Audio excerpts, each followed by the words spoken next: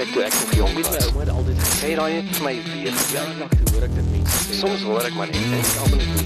Dis 8 April en jy luister na Knets, net hier op Afrikaans.radio. Uiteindelik is ons terug, hallo Colleen, na 2 weke, apparently, 2 weke. 2 weke, Matthijs, maar dit was 'n vinnige flip in 2 weke. Ek ben af. It's been a minute. De muur, ek was hier uitgekom. Ek dog net jy sê welkom by Knets. Ek het dit moeilik gesê. Nee, het nie. My ore, dis wat ek pisangs in my ore. So, ja, maar ek hoor ook altyd dinge meer goed nie. Dis daar, weet ek pisangs in my mond as ek praat ook. So, ja, ek kon ook gesê Knets in plaas van klets. Ja. Knets, ja. Knets. Nee, ag Matthijs, maar ons kap maar aan. Ons kap maar aan in die suidpunt van Suid-Afrika. My tank is darm nog so 3/4 vol, so ek sal môreoggend weer gaan optop. Dis nou die nuwe ding wat mense doen, né? Ek is ook so. My tank sien ek is ook net 3/4, so ek gaan vanmiddag as ek park toe ry, as ek klaar is, gaan ek hom net weer vol maak, want ek is bang vir hierdie ding wat hulle vir jou sê, nee, jy kan net soveel liter ingooi. Ek hou nie van dit nie. Ja, of my sister, ek wil nog weer gecheck het, hulle kan nie die prys elke week opstoot nie. Dis net soos elke maand. Een keer 'n maand. Die stadium sit een keer 'n maand. 'n Ruk terug het 2 landbou-entiteite, waarvan onder andere Agri SA, en ek kan nou nie die ander een onthou nie, het actually gevra. Seker saai? Nee, dit was actually nie saai nie. Dit was die ander ene. Anyway, as dit by my bykom sal ek het sê, wat actually gesê het en gevra het, dat ons dit kan eintlik per week doen. En as ons dit per week doen, dan gaan ons moontlik hierdie bulk buying en hierdie vrees gaan ons kan mitigate, want daar is actually plekke in Suid-Afrika wat ek gehoor het wat regtig nie brandstof en veral diesel het nie, want boere moet op die stadium, hulle moet saai.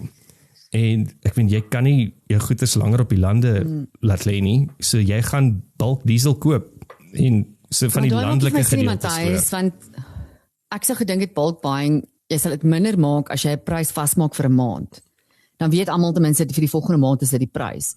So dit sou vir my, ek is nou nie, maar die min wat ek nou weet van human behavior, dit sal 'n bietjie standvastigheid bring in human behavior, dat ten minste vir die volgende maand het ons een prys. So as jy 'n prys elke week adjust, dink ek gaan dit lei tot baie groter panic buying. Ek hoor wat jy sê, from a human behavior point of view.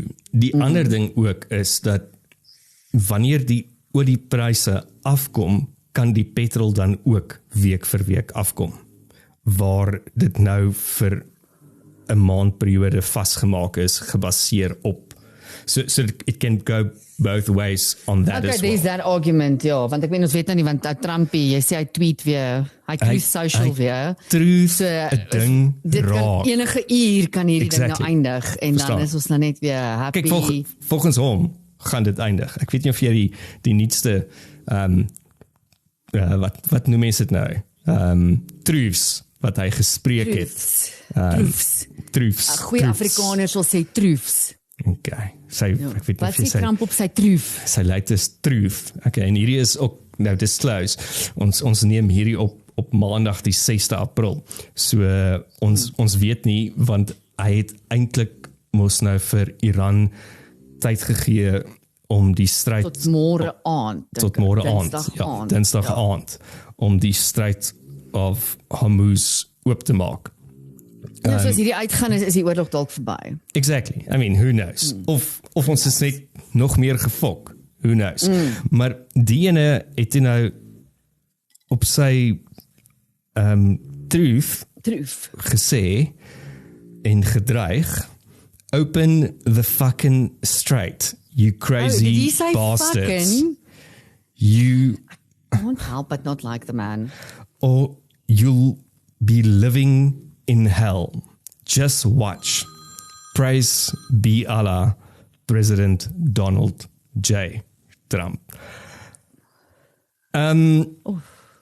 Okay, sê eers jy, ek kan sien. Okay, daar's soveel craziness my daar, maar soveel wat ek ook love. Ek weet jy het jou foon nou geluister, jy Mr. Delivery. Ja, dis iemand anders.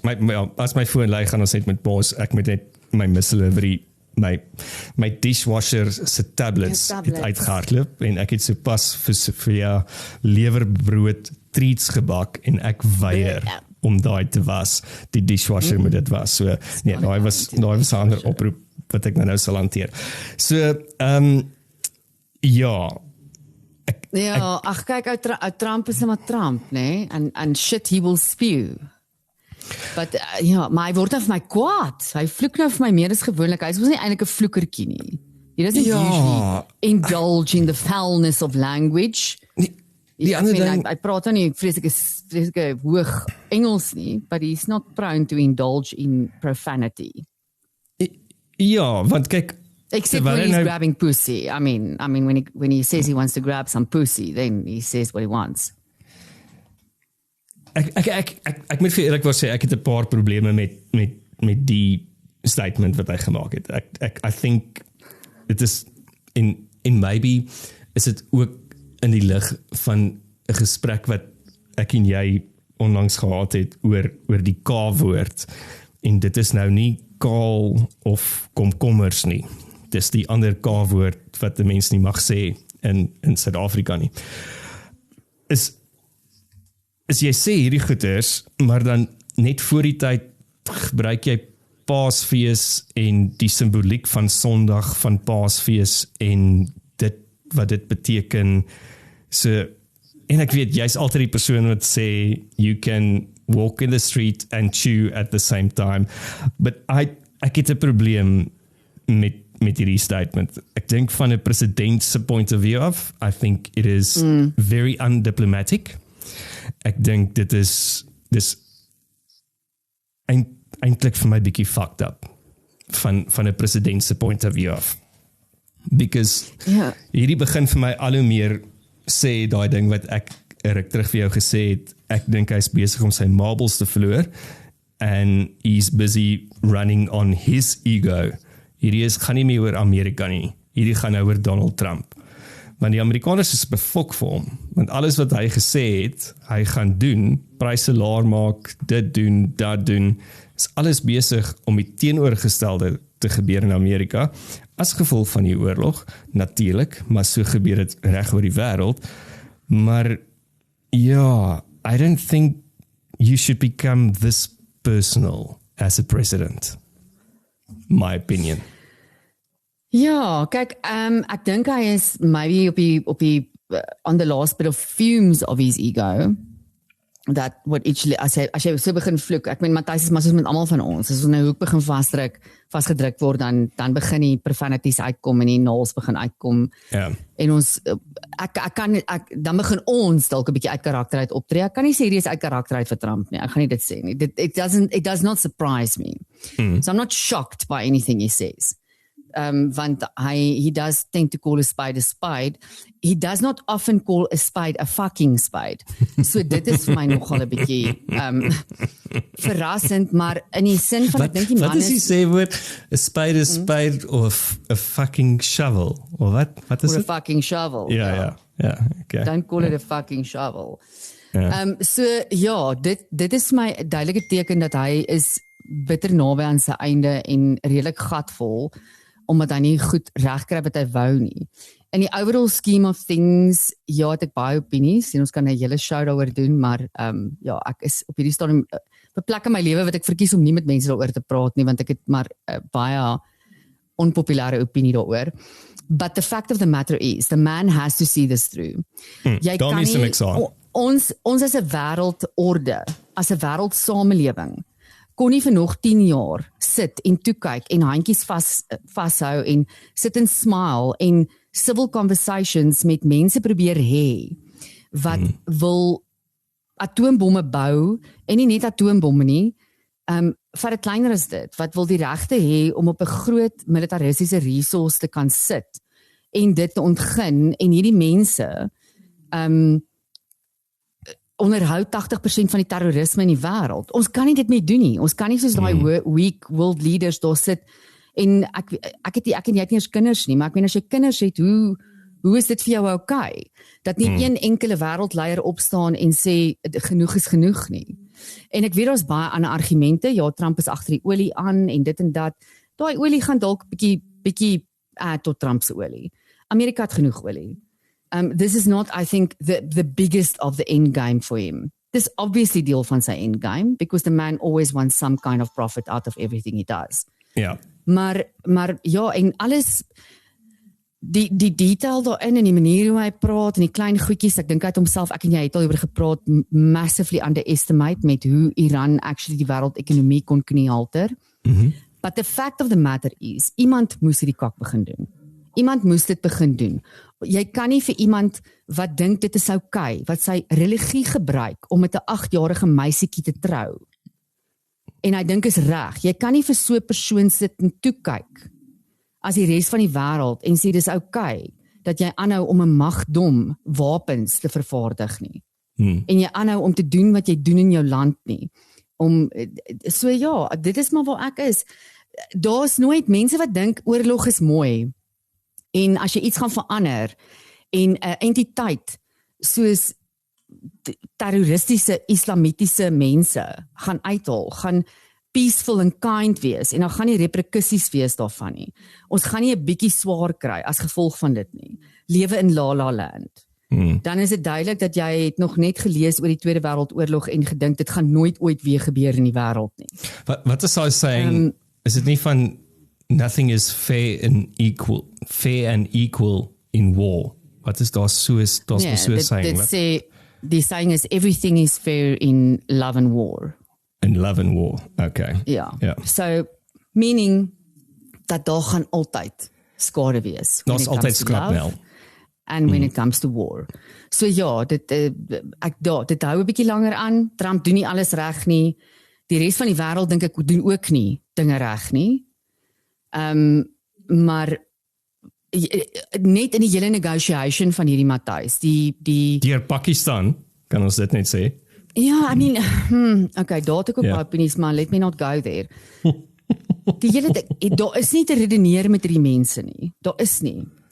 En as jy daar sit met jou blou hare en jou baie ear piercings en jou tattoos en jy dink this is going to be beautiful and peaceful and wonderful, and now it isn't, so bad orange man, fuck him, he's the devil, then you live in La La Land. So again, you can walk and chew gum at the same time. Daar's baie van Trump wat ek kan kritiseer, but fuck, someone had to do it. Ja, en ek dink, soos wat jy sê, van sy perspektief af, hy moet dit nou maar deursien. He will have to do that, unfortunately. And we have to sit out and see where it goes en hoe dit ons gaan affekteer op die langtermyn. Kyk, ons het al reeds gesien wat doen dit met die petrolpryse en ons government wat mos nou so gaaf was om vir ons R3 per liter afslag te gee. Ja, wat hulle by die brand, according to Gwede, wil hy net vir ons baie duidelik laat verstaan dat ons moet verstaan government. The state is bearing the brunt of this, not the public. Bearing the brunt of it with our money, Gwede, with our money, my good sir. Gwede, the gift that keeps on giving. Ek weet nie of jy op socials gesien het, dis 'n video wat die omtrek doen op socials, terwyl ons nou praat nog oor die war, net gou, die Strait of Hormuz, wat die ou, hy lyk so of hy so of oosblokkerig is, bietjie van 'n Russiese aksent, of iewers daar rond, waar hy toe nou vir mense op die straat, en toe nou een van hierdie libs, soos wat ons hulle noem, raak kry, en vir haar nou vra, but don't you think it's actually quite a problem that we just speak about the Straits of Hormuz and not the gays of Hormuz? Don't you think it's unfair? En die girl fucking val daarvoor. En sy sê, yes, no, actually thinking about it is very unfair. It's not equal that we don't speak about the gays. We only speak about the straight. What about the guys? What about the gays? Sy was offended, sê ek vir jou, oor hierdie situasie. Wat was jou min weet die mense, Matthys? Die mense wat die strate invaar en gaan net huis doen, gaan dra by tot die ekonomie. Ek het vanoggend, was ek ook net weer so trots op ons Suid-Afrikaners.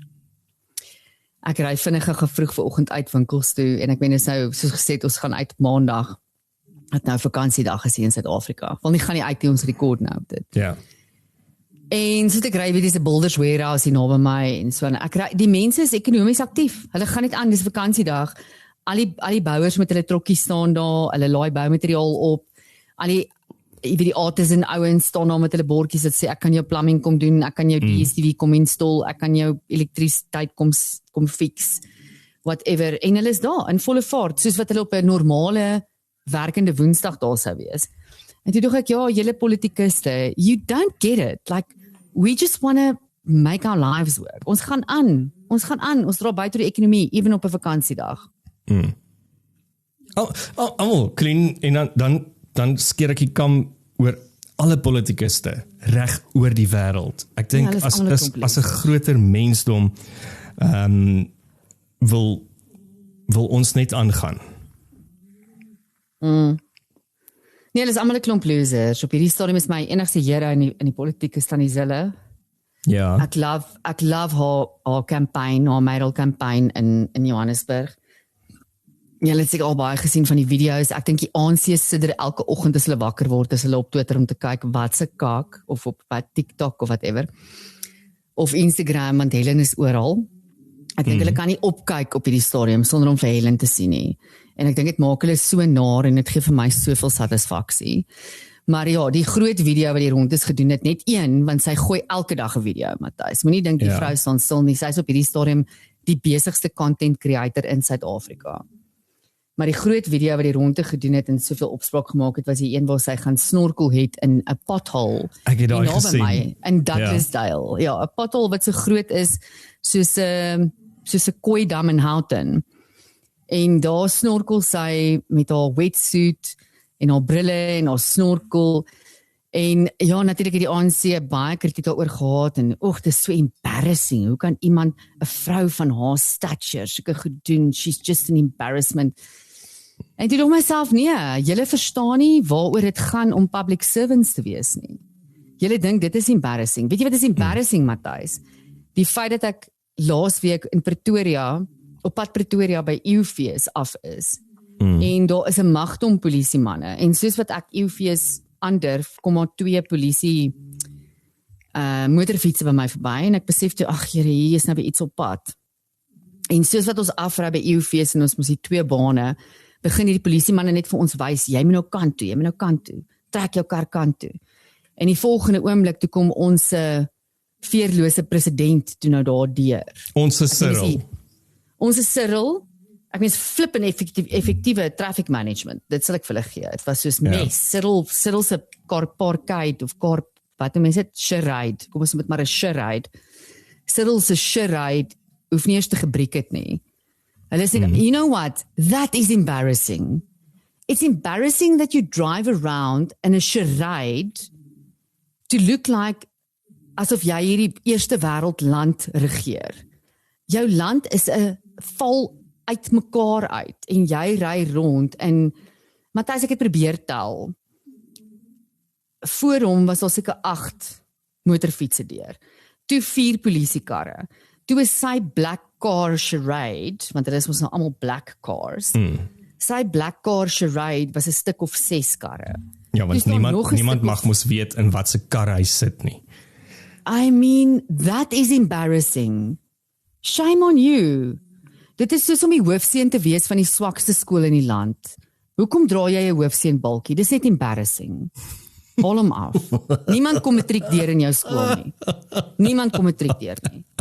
So haal af jou balkie, trek uit jou baadjie. So anyway, ja, so Tannie Helen het vir hulle op hol, Matthys. So gaan sy elke dag is sy uit op die strate en dan sit sy 'n spotlight op iets wat stink in Johannesburg. Haar nuutste een is waar sy gaan visvang het in die een of ander publieke swembad. Ek weet nie waar nie. Ja. Sy het gaan visvang want die dam is so groen. Ag die swembad is so groen. en soveel trash, dat niks lewe daar nie. Maar sy trek daar vir haar Kaiway stoeltjie uit met haar wiki en haar visstok. En lo and behold, nou ek dink hulle het gesê daai pothole bestaan al vir 3 jaar of iets. Lo and behold, 'n dag na Helen se video het is die pothole gefix. So, jy sien, what's embarrassing about that, Gwede? Political will. Dit is die groot probleem. Politieke wil het ons ongelukkig nie. Maar ek sien van die headlines vandag dat daar is lyk my mense wat vra dat ons vreeslose premier Lesofie ook gesuspend moet word as gevolg van reshufflings wat hy gedoen het. Ek het nie veel verder gelees daaroor nie. Ek het net die headline gesien. So, maar ja, Tannie Zille dink ek ran 'n moeë goeie kampanje. Ek dink sy is besig om al die regte goeders uit te wys. Die goeders wat regtig die mense wat in Johannesburg bly, leef, deurgaan. Sy is besig om dit uit te wys. En daarvoor like ek dit.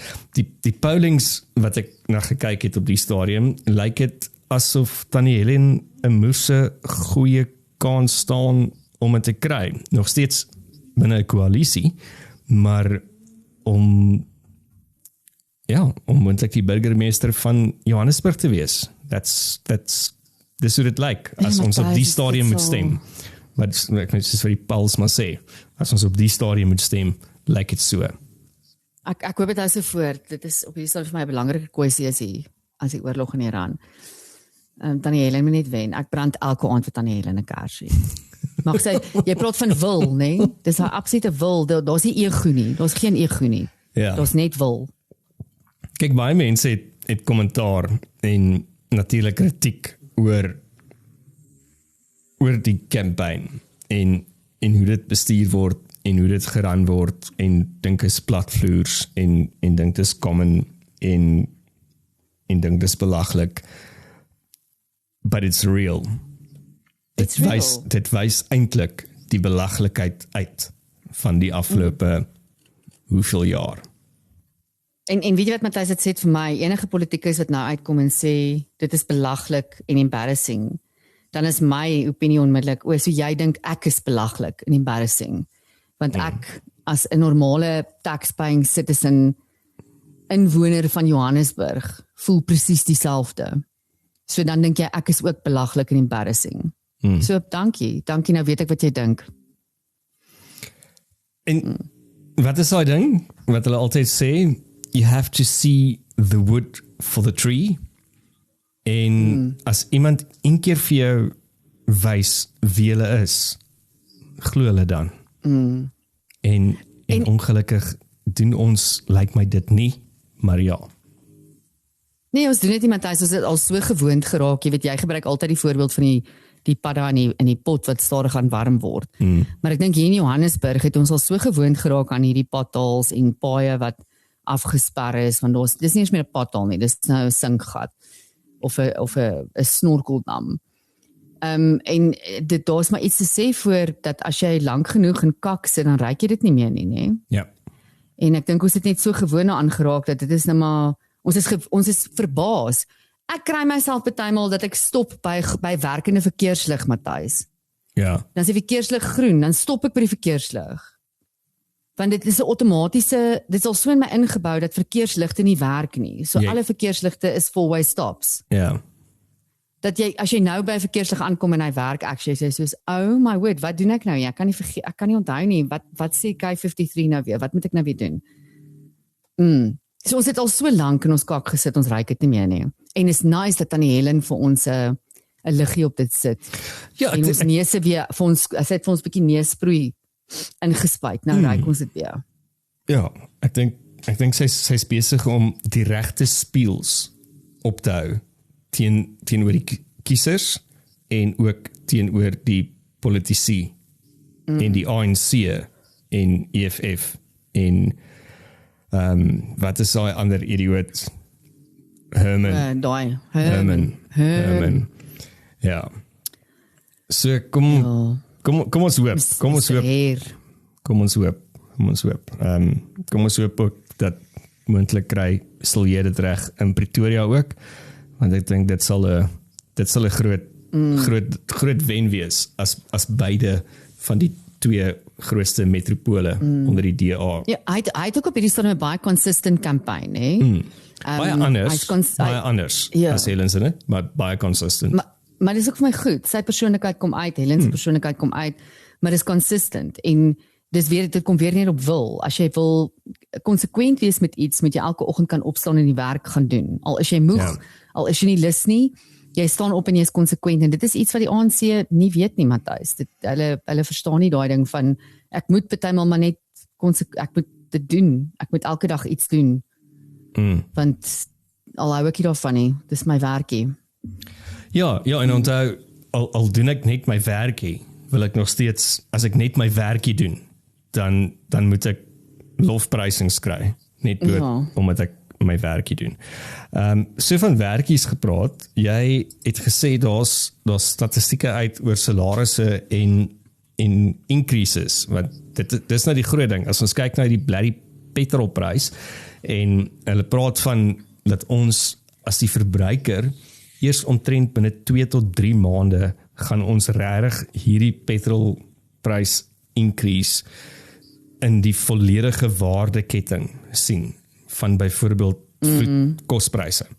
En baie van die supermarkte of besighede gaan op die stadium probeer om dit so ver as moontlik self te absorbeer, omdat hulle moet begin voetwerk. They have to increase their market share. En wat vir my interessant sal wees, is om te kyk wat gaan Pick n Pay doen. Ek meen, iemand soos Shoprite dink ek het ruimte om dit te absorbeer. As gevolg van die balansstaat. En 'n tipe van business rescue is. Yes, en die turnaround is, ek wonder of hierdie nie al die kameel se rug gaan breek vir Pick n Pay nie. Who knows? Kom ons kyk. Nee, Peter, ek hoop nie so nie. Ek hoop Pick n Pay trek deur, want Pick n Pay is 'n reg Suid-Afrikaanse ding. It's just something so cool. Okay, maar increases. Hoeveel geld kry mense meer? So Matthys, dit is volgens Stats SA en dit is nou gegrond op data wat vergelyk het van 2024 tot 2025. Ek dink die data is erg geskew. So dit is die eerste ding wat hulle natuurlik op nou hier verslag gee is die gemiddelde maandelikse salaris in Suid-Afrika het ge-increase met dis op met 0.1% na R29.690 toe. So ek wil graag weet, wat dink jy van dit? Dink jy die gemiddelde persoon in Suid-Afrika verdien R29.690? Nee. Het jy enigstens gesien hoe het hulle die data geanalyseer? Praat hulle regtig van die gemiddelde Suid-Afrikaner? Want die gemiddelde Suid-Afrikaner is werkloos, actually. Ja. So dit is hoekom ek sê die data dink ek is 'n bietjie geskew. Hulle is hulle baseer dit op basic salary or wages paid to employees. Met ander woorde, dit is net wat ons dan weet wat deur SARS gaan. Ja. So dit is eintlik wat hierdie ding moet sê is dat die basiese salaris van die tax-paying Suid-Afrikaner, die belastingbetaler, is nie die algehele Suid-Afrikaner nie. Dit kan nie waar wees nie. Suid-Afrikaner, nee, verseker. Dis 'n absolute leuen. Ja. Clickbait. So ek dink is absolute clickbait. Ek dink hulle moes eintlik die headline bietjie gerevise het. Ek dink hulle is nou meer clickbait gekry as hulle gesê het taxpayers. Maar dit is op met 0.1%. Hulle is baie trots daarop dat dit op is. Maar natuurlik dan dis kan ek vir jou sê dat 80% van daai is government employees, want as government nie PAYE oorbetaal nie, wat ons hoop hulle doen, dan is ons gefok, ons fiskus. Wel government betaal dit oor op die geld wat hulle van weet. So. Ja, okay. Ons weet nie van die geld wat hulle nie van weet nie, die onder die tafel geldjies. Ja, so dan sê hulle bonusse wat aan werknemers betaal is, het ook toegeneem. Is daai persentasie ewen reg? Ja, dit kan reg wees. Met 92% het bonusse toegeneem. In September,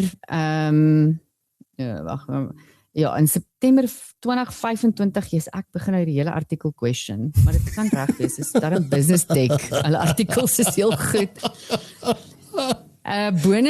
Bonusse wat werknemers in Suid-Afrika ontvang het in 2025 teenoor 2024.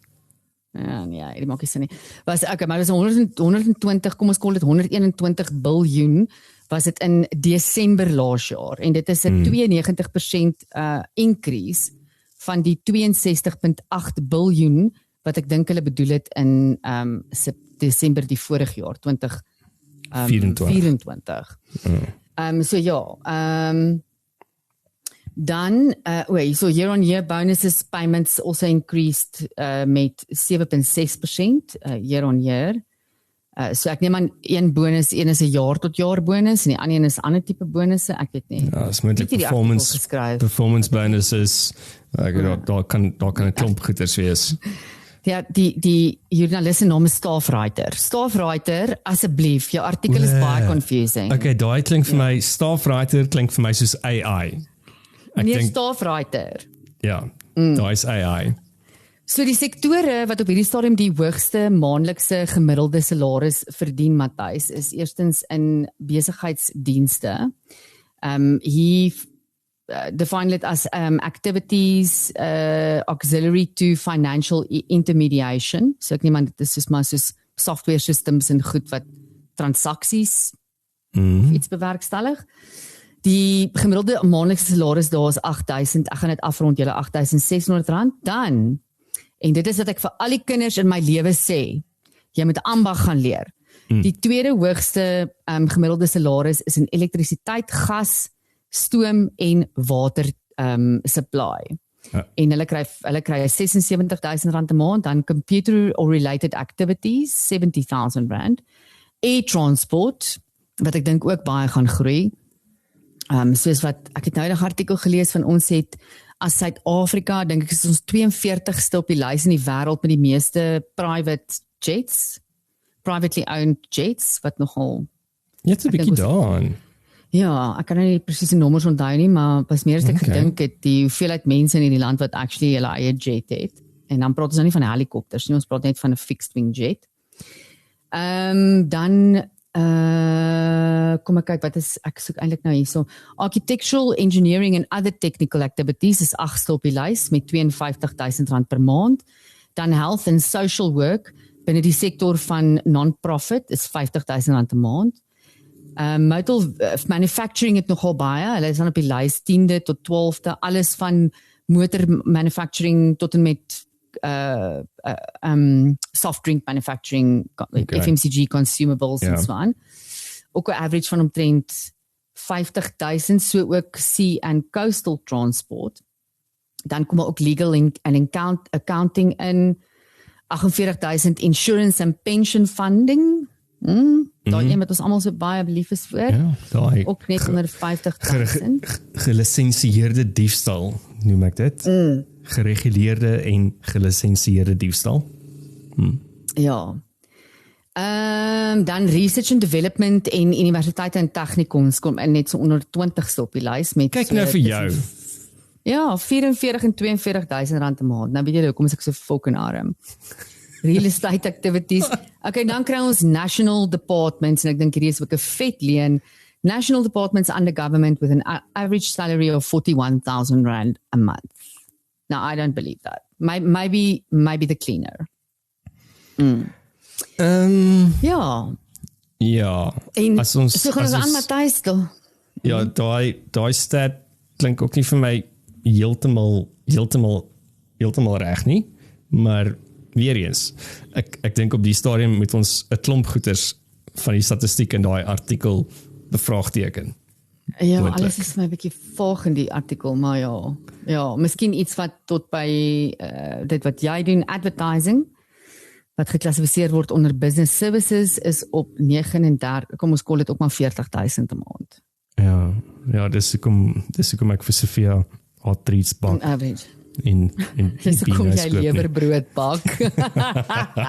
Hoor, ek moet net vir almal sê, julle Matthys het gister 'n pavlova aan mekaar gesit, nee. Wat kon in 'n cooking magazine. Hy kon 'n cooking magazine gemaak het. Ja, dit was pragtig, Matthys. Imogen moet nog vir my die foto's aanstuur. Ja. Dis op Facebook. Cooking jy vir Imogen? Dis op Facebook. Is dit klaar op Facebook? Ja, natuurlijk. Okay. Ek was nog net nie. Pronk op Facebook. Ag, ou Jan Hendrik van der Westhuizen sou dan trots gewees het. Ja, nee, ek dit sit nie in enigiemand se broek om hy meringue so mooi te kry nie, nê? Dis eintlik is dit nie so moeëse mission nie. Wag, ek lieg. Dis eintlik 'n moeëse mission, maar dis eintlik nie so erg nie. Ek dink mense maak dit erger en groter in hulle koppe. Wat is die grootste mission om my eierwitte te klits tot hulle so poef? Nee, dis eintlik ook nie so bad nie. Die grootste mission vir my is om die eier wit en die geel te skei. So, dis daar. Ek kan dit wel sê. Daar gebruik ek maar die handjie. Ek gebruik die handjie tegniek. Wat ek die eier net maar daar, want daai dingetjie met die gebreekte eierskilletjie, dit werk nie vir my nie. So ek gebruik maar die handjie. Dis 'n bietjie grys. Ek gaan nie lieg nie. Van my pet peeves is wanneer ek 'n eier kook of wel, as ek enigiets met 'n eier moet doen. Die tipe wat mense kan eet, wat uit die hoender uitkom en ek breek hom. En dan is dit soos my grootste challenge om niks van die eier op my hande of my vingers te kry nie. Okay, ek haat dit. As 'n stukkie van daai liquid my vinger touch, dan freak dit my uit. Dan moet ek eers my hande gaan was. Ja, so ek moet ook vir jou sê, ek dink ek het gister meer hande gewas terwyl ek die pavlova gemaak het as wat ek die afgelope naweek gedoen het. Want elke keer nadat ek het gedoen, dan was ek eers my hande en dan doen ek dit maar weer. So ja, nee, ek is bly. Wel gedaan, Matthys, jy het 'n talent. Ek is bly dit was lekker geweest. En dat dit mooi was. Dan was baie mooi. Ag, ek is bly. Wel, en iemand het nou eendag gevra vir die resep, want ons het glo vroeër al gepraat. Ek het vergeet om die mail te antwoord of die boodskap te antwoord van die lewer. Het ons al vroeër oor Sofia se lewerbroodjies gepraat? Ons het dis Sofia, Matthys, ons het al 'n paar keer oor Sofia se lewerbrood gepraat, ja. Okay, so ek sal die resep deel aan die onderkant van die beskrywing. Dan kan jy vir jou hond. Ek dink jy moet dit begin maak, hoor. Die pet industry, lees ek so 'n paar dae terug, is een van die vinnigste nog steeds groeiende industrieë. Sinds COVID. Dis een van die moerse internasionale maatskappy ook wat 'n klomp van die pet brands nou in Suid-Afrika uitkoop. Ek vergeet wat dit is. Maar ja, vir 'n paar biljoen koop hulle al hierdie brands op. En dan moet ek dalk nie die resep uitgee nie, maar die koop hulle die resep vir biljoene by my op een of ander stadium. So ja.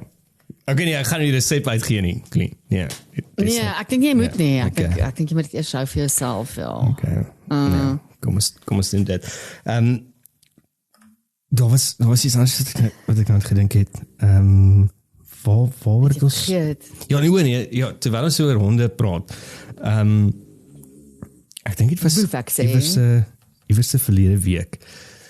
Toe is ek en Sofia uit en ons het by iemand gaan eet en sy het 'n bietjie ryk geëet. Van die tafel af toe nou.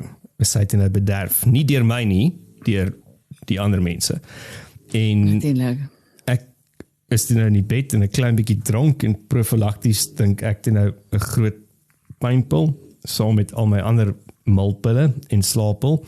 En in die proses gooi sy toe nou in die nag op my dewy. Charming. Ek hoor dit nie. Ek hoor dit nie, want ek slaap soos 'n dooie mens. Want jy is op 'n pil en 'n profylakties. Ek is op baie pille toe nou, want ek wou net nie 'n babbelas gehad het die oggend toe ek opstaan nie. En toe ek toe nou die oggend opstaan, toe sien ek nou die gemors wat ek toe nou moet skoonmaak. Sofia is kyk so half vir my van, dude, hoekom het jy nie wakker geword en het opgetel toe dit gebeur het nie? Where were you? Ja, verstaan ek my soos judgy, kyk sy na my. En toe ek het laas skoon gemaak het, toe besef ek, maar dit het my dewy gebleik. So ek het so charcoal kleur dewy wat jy nou gebruik is, die suur. So eers freak ek dit natuurlik uit, om te dink van, wat fuck, het sy geëet, het sy Domestos gedrink in die nag, en dit uitgekots, of ek weet, wow. En toe ek dit nou gaan lees, toe sien ek dat honde se suur in hulle maag, is op 'n pH-skaal tussen 1 en 2, wanneer die kos in hulle maag is om te verwerk. So as die kos alreeds in hulle maag was, en hulle gooi dan op, is dit so suur, dat het actually jou goeders kan vlek en blyk. Jy kan bly wees, jy het nog 'n duvet cover oor, en dat dit nie 'n gat in jou duvet cover gebrand het nie. Of in my bloody bed. Imagine that. Ek het wakker geword en daar lê so sinkhal in my bed. Wat dan is hulle in kan gaan swem. Ons kan 'n hele song nou van haar. Wat is daai song van? Hou vas jou matras, want die vos is weer los. Dan kan ons sê hou vas jou matras, want Sofia is aan die kots. Well, ek het gedog jy gaan daai van The Bed is Burning. Ek het gedog jy gaan na een van daai songs gaan. Maar okay. Ja, gelukkig rook jy niks meer wat mense hoef aan te steek nie, anders het ek ge-worry daaroor. As Sofia nou so stilletjies kots en jy wil nou 3 uur in die oggend 'n vinnige skelm smoke in die bed vat, dan was ek nou bekommerd. Dit moet ek daarom eerlik sê, terwyl ek nog gewone sigarette gerook het, ek het nooit baie selde in my huis gerook, maar nooit in my kamer nie. Dit was 'n groot ding vir my.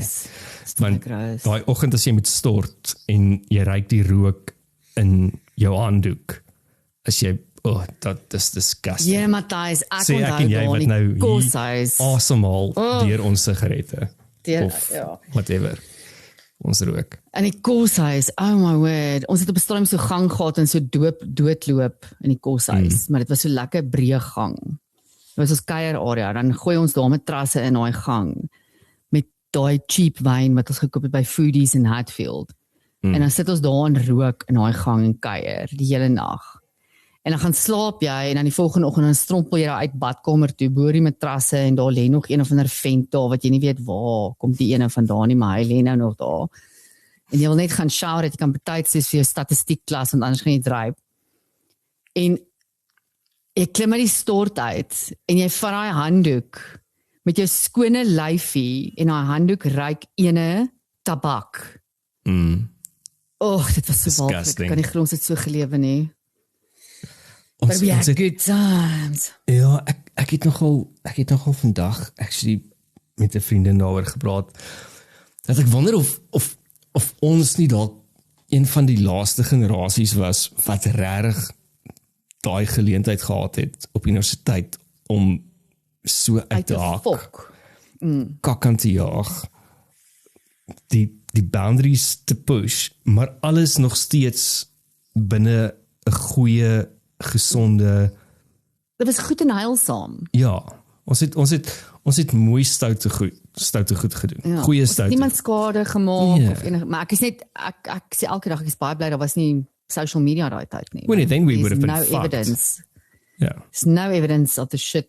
Ja, ek sien Matthys hulle het nou Woolies het nou die kontrak gekry by 'n klomp privaat skole om hulle snoepies te run. Ek het die sirkus gesien. What is that? What is that? I mean, ons moet nou mooi kyk na ons bloetjies se nutrition. Ek besef dit is 'n groot trend. Ja. My niggie het actually nou onlangs 'n business begin waar sy kinders se skool kosblikke vir hulle pak. Ja, want skole het ek ook gehoor het begin aanwysings vir ouers gee om te sê wat jy mag en nie mag inpak nie. Jy durf nie vir, wat is hulle name nou deesdae? Lia of Ja, dis mos nou die nuwe trend. Sy kind se naam, maar ja, elke dekade het maar sy trendname. Ja, dis IA. Alles met 'n IA aan die einde op die stadium. Ja. Jy durf nou nie vir haar chokkie inpak of so, of Nutella op haar brood sit nie. Die juffrou gaan vir jou 'n briefie huis toe stuur om te sê jy mors nou hier met haar bloedsuiker. Here Matthys, waar was jy daar waar ek die hele hoërskooldag deurgegaan het op 'n pakkie Foxy Snacks? En toe nog vir 3 ure gaan hokkie oefen het op 'n pakkie Foxy Snacks. En 'n Coke. Of 'n orange of een van daai Ouras aangemaakte Ouras wat jy kon gekoop het. Ek weet ons Snoopy was op 'n stadium leaks, want ons het King Pie vars deliveries gekry elke dag. So jy kon 'n vars King Pie bestel het, saam met jou Foxy Nix en allerlei ander chocolates en goeders. Ek onthou ons het ook die pies gehad, maar jy moes soos hulle het net soos 100 pies bestel vir die dag. Ons was 1700 kinders in die hoërskool. Soos jy nie eerste in die Snoopy se lyn staan nie. Dit was reg, is waar. Dit was die zombie apocalypse as pouse aanbreek, wat ons mekaar fight om voor in die Snoopy lyn. Anders kry jy nie 'n pie nie. Dan moet jy net maar settle vir jou Foxy Nix. En ek het gewoonlik nooit genoeg geld gehad vir 'n lekker koeldrank nie. So ek het maar net altyd gehoop by die hokkie oefening is daar een of ander maatjie van my se ma wat nie werk nie wat koeldrank vir die span bring. Anders het jy Matthys water gedrink uit die kraan langs die hokkieveld uit. Ja, kraanwater. Ek het eers 'n waterbottel gehad. Dis jy het jou handjie gevat, jou handjie so bakkie gemaak en die water geslurp uit die kraan uit. Dis ons het nie te kak uitgedraai nie. Dis al wat ek sê. En ek het nou dag ook gesien my ou hoërskool die biblioteek, dink ek, as ek reg kan onthou en verstaan het, soos wat ek die foto's kon gesien het. Die biblioteek is nou die cafeteria. Want ek dink nie daar is meer 'n biblioteek nie. Nou, dit sê baie van waarheen ons gaan as 'n human race. Dit is geen goeie indikasie daai nie, Matthys. Maar ek weet, ja, maar die arme bloetjies, nee, net nie. Ja, nou het hulle Woolies. Kan jy dink, jy het kinders, weet jy, 'n Woolies, hoe gaan dit jou kos as 'n ouer? Matthys, ek wou nou dag net, ek was so honger, ek stop by Woolies, daar's bittermin broodjies oor by een of ander, soos die engine stops met die Woolies. Daar's nou bittermin broodjies oor, daar's so een verlore broodjie bra vir my staan en loer met 'n ham en 'n kaas op. Bra, R79, R80 vir 'n ham en kaas broodjie. Hy's nie eens getoast nie. So as jou kind, jy gaan elke dag jou kind met R100 moet skool toe stuur. Exactly. So dis nou presies wat ek net so vinnig wou uitgewerk het. Daar is so R2000 per kind. As hulle nou 'n broodjie en dalk 'n watertjie, maar ek meen 'n Woolworths watertjie is nou nie R20 nie. Ek dink hy's discount R25. Dis belaglik. Stuur ek my kind skool toe met 'n blikkie baked beans en 'n teelepel. Lekker eet, frikkie. Dis goed vir jou. Blikkoopmaker ook, want ek kan nie die diere bekostig wat die liewertjie op het nie. So jy's vir jou blikkoopmaker ook op skool toe. Maak die blik oop, eet jou baked beans, frikkie. Gaan goed vir jou wiskunde. Onthou daai sakkie, ek weet nie of kyk jou ma maak leekse. Nee, my ma die beste broodjies gemaak as sy dit gemaak het. Ja. Sy maak nou nog leekse broodjies, maar ek weet nie of jy daai ooit gehad het, daai broodjie wat die tamatie op die witbrood bootjie, net tamatie op die witbrood. Dit moet nie toegelaat word nie. En dan hier by eerste pouse is daai broodjie al so saggy en moontlik het jou botteltjie waarin die Ouros in is al begin lek in jou kosblik. So dan eet jy 'n saggy tamatie broodjie wat gegeur is met Ouros. I mean, onthou jy daai kosblikke, Matthys, vir die separation was tussen die broodjie en dan het jou juice langs aan ingekom. Ja. Nee, ek het nie die juice gekry nie. Ek het die Ouros botteltjie. Ek het die botteltjie gekry waar daar in Ouros en partykeer net water in was. Al daai fucking botteltjies het gelek. Almal van hulle. Exactly. So daai tamatie broodjie het altyd soos Ouros clean wrap.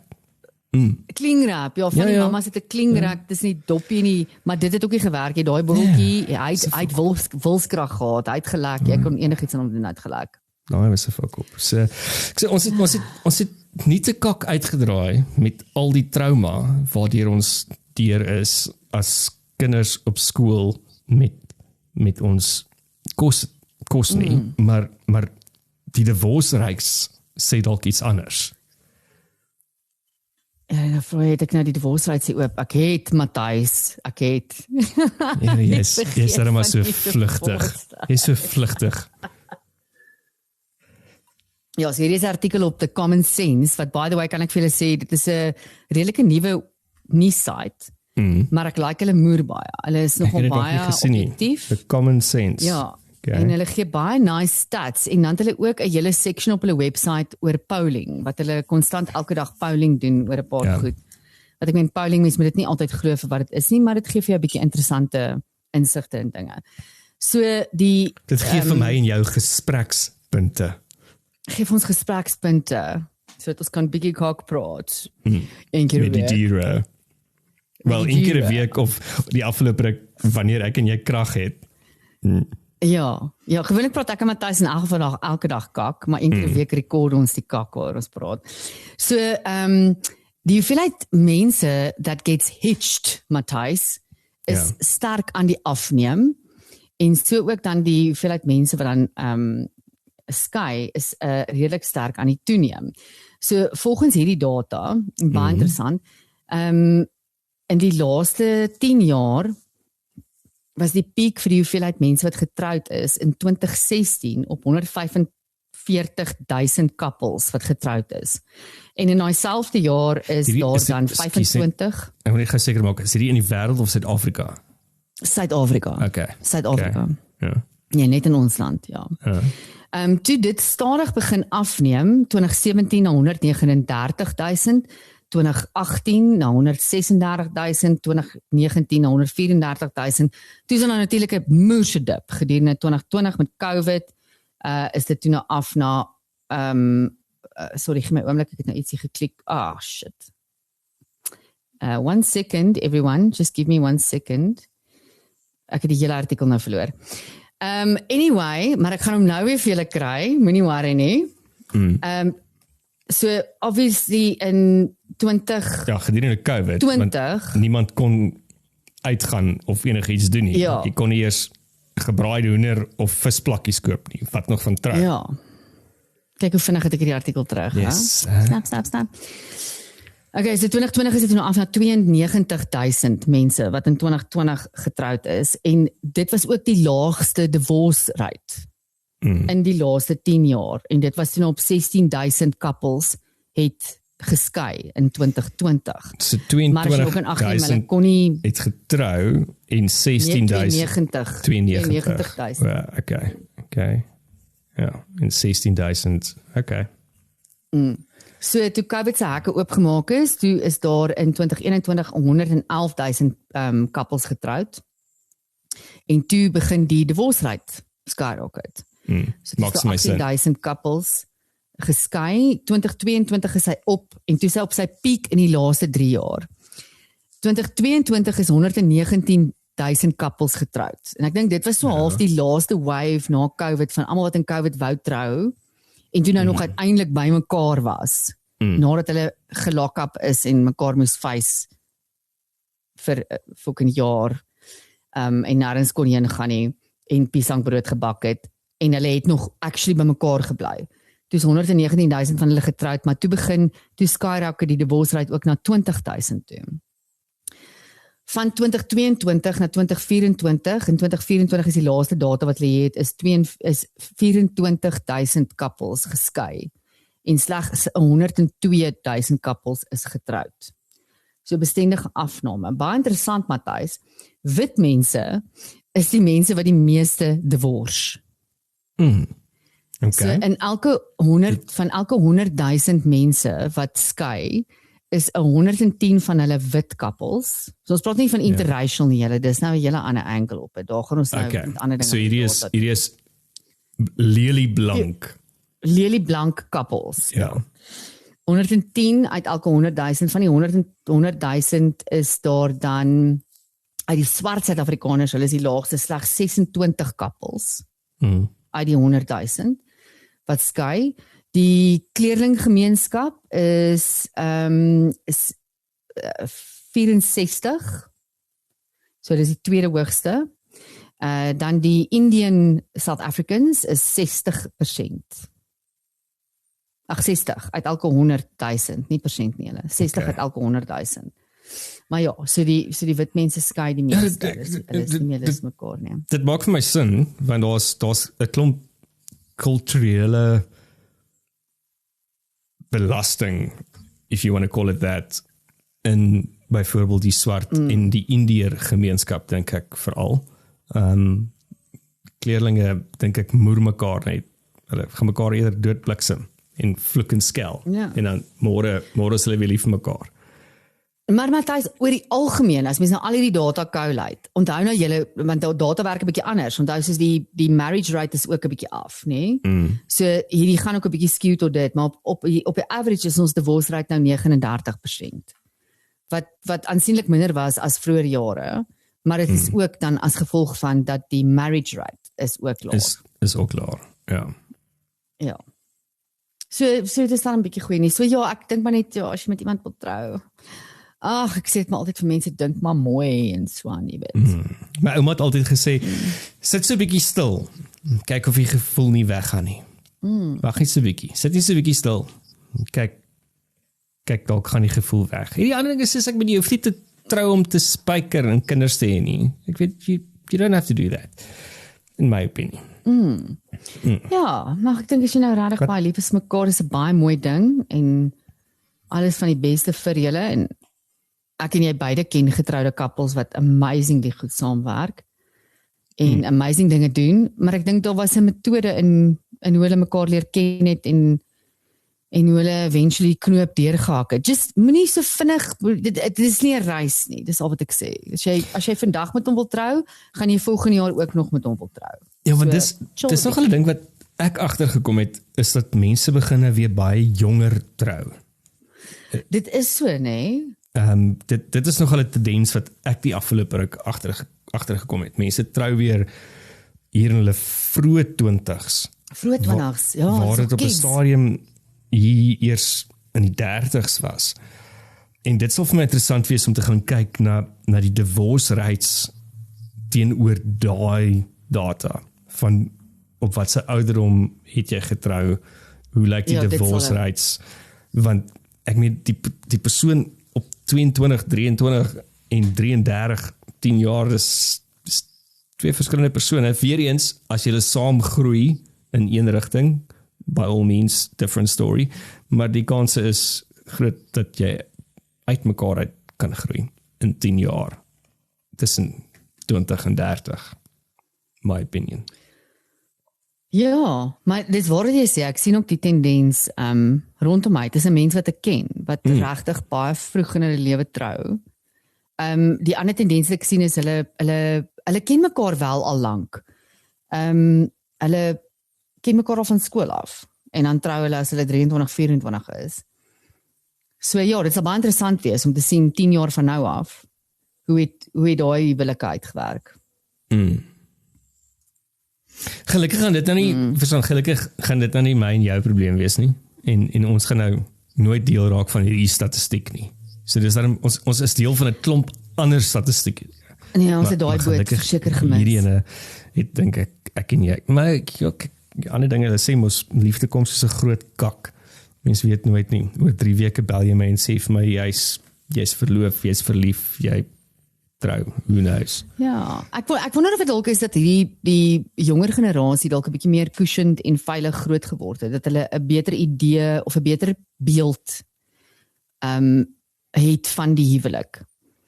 Want ek dink daai generasie is baie dinge gespaar, kak wat hulle ouers deur gegaan het, of dit nou finansiële kak is of huwelikskak. Daai couples het alles gedoen om dit weg te hou van hulle kinders af. Waar ek dink in my en jou generasie toe ons groot geword het. Goeie punt, ja. That was not hidden at all. As ma en pa beklei het, hulle reg voor jou beklei. En as jou ma vanaand gedink het jou pa se doos is, het jy in jou gesig gesê ek dink jou pa se doos. So ek dink dit het ook ons idee geskep. Ek weet Matthys, toe ek 23 was, het ek het ge-worry oor hoe gaan ek 3 wyne by Dropsy bekostig. Nie hoe gaan my troue lyk nie. That was like the last thing on my mind. So ek weet nie, en vir hierdie kinders, hulle het 'n idealistiese idee van die huwelik dalk. Ja, ek dink jy is heeltemal reg, maar ek dink ook dat ek en jy worry nou nie meer net oor die wyne by Dropsy nie, maar ons worry nog steeds oor die 3 wyne. So at least we are consistent with that. Ongelukkig is Dropsy nou toe. Here, kan jy imagine hoeveel pret sou dit nou gewees het as ons nou daai trappe in Dropsy geklim het. Kyk, was 'n goue reël, jy het nooit daai trappe nugter geklim. Nugter. Nee, jy kan nie nugter op nie. That's the walk of shame. You don't do that nugter. En almal het altyd gesê ons gaan nie vanaand in Dropzone opeindig nie. Dit was altyd die goue reël. Ek sal jou join vir 'n drink per Gunters, maar ek gaan nie vanaand Dropzone toe nie, hoor jy my? 3 ure later, Jam Colleen in Dropzone. En dan gaan eet ons 'n vetkoek Malays pie, 'n vetkoek Malays vetkoek, 'n chicken surprise na Romy draai. Like Matthys, those were the days. Ag, Erik Colleen, at least we had fun. Ons klink nou soos ons ouers wat praat oor Hillbrow. Nou ons praat oor Hatfield. Hillbrow en Sunnyside in Pretoria City Centre en Joburg City Centre toe dinge nog gewerk het. Ja wel, dit was so. Toe die square nog gewerk het en studente nog studente was, in my opinie. Maar dan dink ek op daai somber noot van ons verlore jeug, is dit seker dan nou maar die einde van klets. Verlore jeug, ja. Ek gaan nou maar 'n wyntjie gooi, stel met duurder wyn as 'n Dropzone wyn en dan gaan ek 'n report saamstel. Doen jy Grynhard Dis 'n Dropzone, gaan ek nou maar 'n report mekaar okay. So, cheers. Start op hom. Bye, julle. Bye. Kyk toe ek nog jong was. My ouma het altyd gesê, raai net vir my weer. Ja, ek hoor ek dit mense. Soms hoor ek maar net almal